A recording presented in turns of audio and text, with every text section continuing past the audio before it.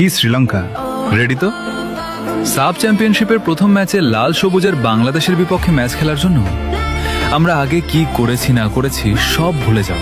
এখন দেখো, আমাদের দলে থাকবে সব সেরা সেরা প্লেয়ার, যাদের সামনে তোমরা টিকতে পারবে কিনা সেটা নিয়ে আছে সন্দেহ। আমাদের গোলবার সামলাবে নির্ভরতার আরেক নাম মিতুল মার্মা। ডিফেন্সে চীনের প্রাচীর হয়ে দাঁড়িয়ে থাকবে তারিক কাজী, তপু বর্মন আর বিশ্বনাথ ঘোষ। মিডফিল্ডের পুরো রাজত্ব নিজের নিয়ন্ত্রণে রাখবে হামজা চৌধুরী, সঙ্গে খেলার গতি বাড়াবে সোহেল রানা আর শেখ মোরসালিন। আর আক্রমণ ভাগে তোমাদের রক্ষণ ভাগে ঝড় তুলবে সমিত সোম, মোহাম্মদ ইব্রাহিম আর রাকিব হোসেন।